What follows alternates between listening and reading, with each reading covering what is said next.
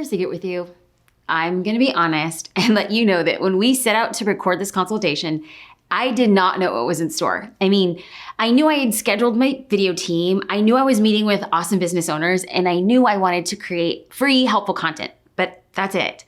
What I didn't know then that I know now, since this is the last of this free video 5-part series, is that those conversations have created a spark in people. This series sure, it's broken down social media and it's broken down marketing topics, but what it has really shown is that many of us business owners are going through the same thing. Like, what it proves is that we're not alone. In fact, that's what we'll be chatting about more in this video. What it means for you to be a visionary for your business, and dare I say it, what it means to act like a CEO. Now, you might hear this and cringe, but I've come to believe that if I want to create the business of my dreams, I need to act today like the person I want to become in the future. If you'd like to follow along with additional exercises, be sure to download the free Next Level Action Guide at jasminestar.com/next level. Now, let's complete this series. I think I struggle too with the same thing. I want to pay my team well, and I want to make sure everyone's like motivated and like morale is high. But at the same time, it's like, if I could just scale back and be like, this is the reality. Like, people are making less now, but it's going to pay off in the end. Like, how do you bring people together to like see that? Like, I'm fortunate enough to where I have a very talented team, but I want to keep them there and I want to keep them motivated. And like, I don't want to have a really strong impact on the bottom line because we've been profitable from day one too. Like, how do you make those hard decisions without feeling like you've just made someone else's world crash too? You know, that's hard. So I actually am going through the process. So my husband and I have run our business for 11 years, just the two of us.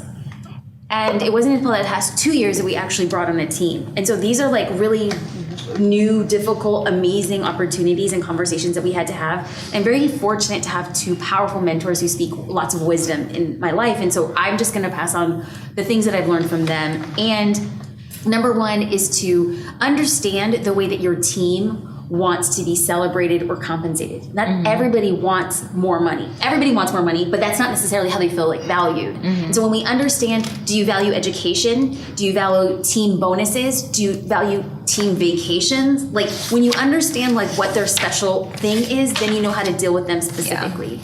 And then number two is that a lot of times when you have talented people on your team, they become connected more to the vision of what it could be instead of like, I'm just doing a job. And so our jobs as leaders and entrepreneurs and CEOs is to convey the vision. And then the thing that I have found, which was like a little bit weird for me, is that like in recent, probably a couple months, we've been really open with sharing where we are financially in the company. I feel like in order for people to understand like, hey, like people can do the math on what my business is doing, but without them knowing like, how much are we spending on ads? How much are we spending on payroll? Like, how many people do we have in there? What's our attrition? How many people have left the membership? How many people have gained the membership?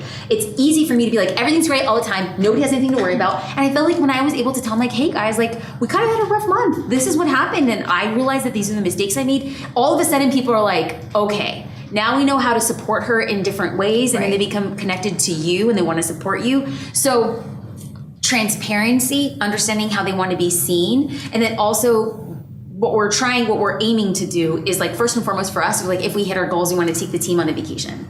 And then after that, because we all work, all of my team is remote.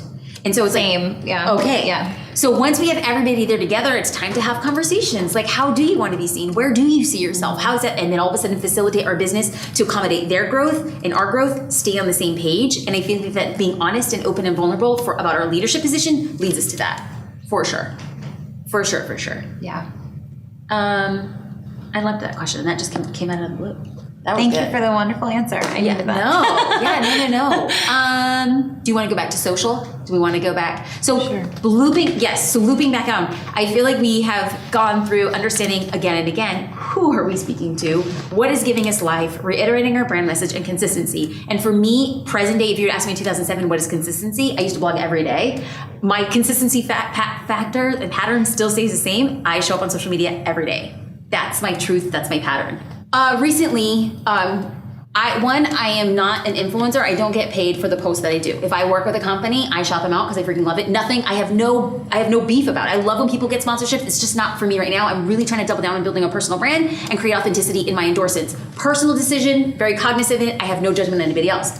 My website platform company is called Show It. They were having like an event. I was like, hey, you guys should go out there. I freaking think that they're really awesome. Sorry, I'm getting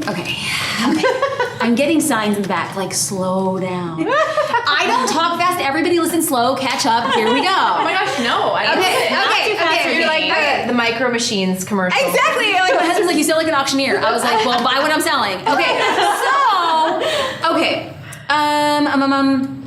Okay, we connected and they asked me to be a last minute, or we knew that I was gonna be a keynote speaker at an event that they were doing, but they're like, we wanna announce it, we wanna make something special.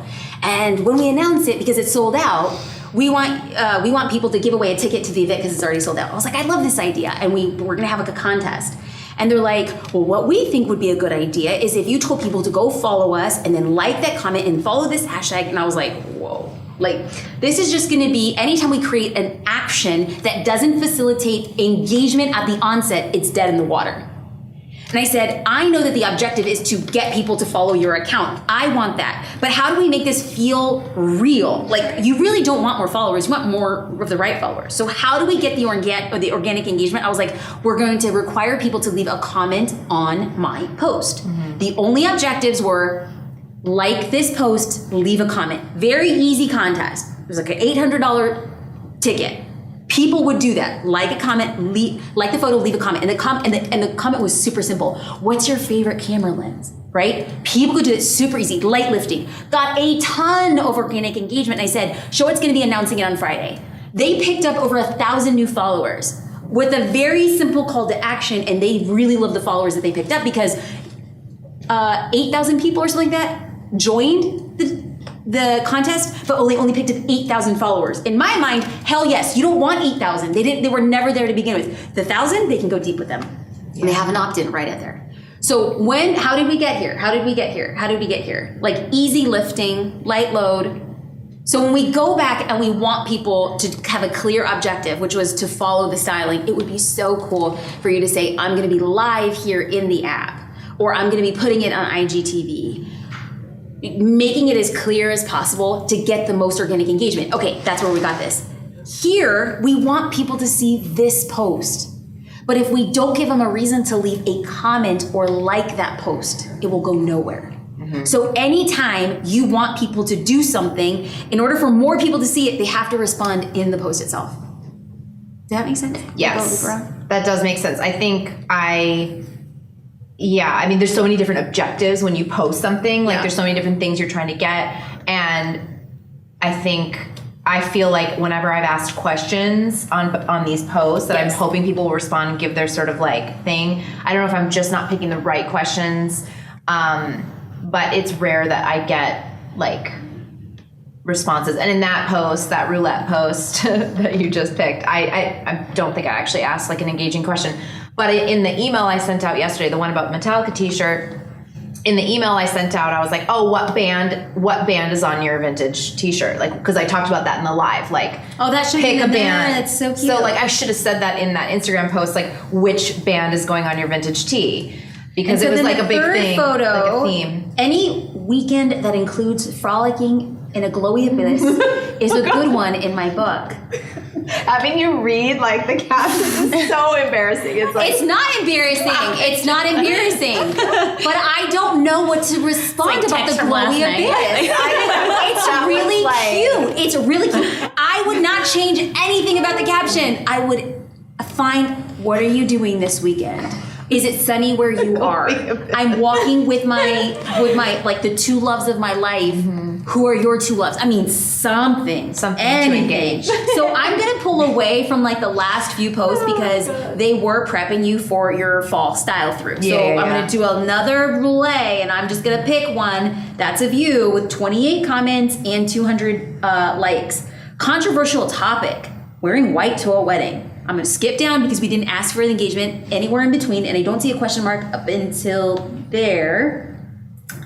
last question or last sentence, I don't want to wear black or a bright color. I don't want to wear to an event like that. It seems like avoiding one color should be so easy, but when you're shopping for the dress to wear, of course, everything you like happens to have white in it. Here is what I always say. Then we go back down because I thought that there was a question in there. So bottom line, avoid solid white generally. Don't look like you could be mistaken for the bride and you'll be in the clear. I feel like it's a good post. It's value driven, but how do we respond? Yeah. Like, do you agree? Or like, are you somebody who would wear anything? anything. We just need that little question. Or like, have you had a horror story? Somebody wearing a white dress at your wedding? Like, conversations. Yeah. Conversations. And then the minute we get one that's like cute, fun, respond with 4 words. Teach people the length of comments that you want. And it's still long game. It sucks. What do you do when someone says fun? Or what do you do when you get like the emoji? So pretty. Yeah. Just like, thanks, When somebody leaves, if somebody leaves a string of emojis that are like really good, I was like, oh, I see your emoji game. Love it. Next time, drop a few words so that I know we're exactly on the same page. Yes, queen. Tell them exactly how to comment on your post. 4 words.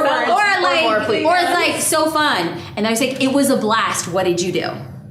Like, it's just getting in there. Yeah. And here's another thing, because I'm a data nerd, is that like, I am in my DMs and I'm in the comments not because I'm cool or I'm popular or want people to like me. I'm in there because like, what do you want to know? Like, what are you responding to? Like, give me all the stuff because I basically want to create stuff that you want to buy.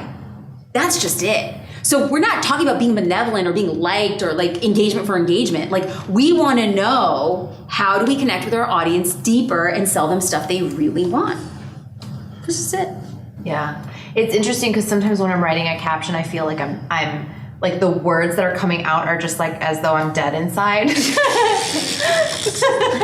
Yep. You know your target. When I asked in the questionnaire who your target market is, you know who it is, and I think you have a very clear idea. I would love for you to make her a person. Like, I give my person a name. I know she lives in Manhattan Beach. I know she drives a Range Rover. I know she has 2 boys who are 3 and 5. I know her husband's a lawyer and he doesn't really want her to do a thing, but she's been called to her side gig is to make soaps that she sells in the Manhattan Beach market. And a buyer from Anthropology came through and saw her soaps and says, we want to source them. And she had to figure out, how do I take my business to the next level? I know that her dad drives like a 1956 Ford truck because she lived in a farm in Ojai, California. And there she ran through lavender fields where she picked up as a child. She now presses lavender into the soaps. Like, this person, her name is Elle. She's so freaking real to me. She's 33 years old and she needs my help. I write captions for freaking her. I don't care about anybody else. If they resonate with other people, there's a part of Elle that lives inside of them. And I believe that the women who are here have a piece of Elle. Do you sell soap? Do you have 3 kids? Do you drive furniture? Probably not. Maybe Jenny, I don't know. And just one soap brand. No, it's candles. No, just kidding. Either way, to avoid the feeling of I'm riding into the abyss, when you think about that one person, the game totally changes. But then this goes back to the tenant. We must know intimately who we are speaking to. We must reiterate that brand message, and we must show up consistently and do the same thing again, and again. Thank you for joining me for this 5-part video series. Having you along for the ride has been a real gift, and I appreciate you making the time to connect. Now, if you would like to see all of the videos at one time, you could stream them for free at jasminestar.com/next level. If you've enjoyed this series, share the videos with a friend or tag your homies in the comments below. I appreciate your time, and I wish you all the best as you build your dream business and create a life you love. Now, if we're not connected on social media, be sure to follow me at Jasmine Star because I am excited to get to know you better.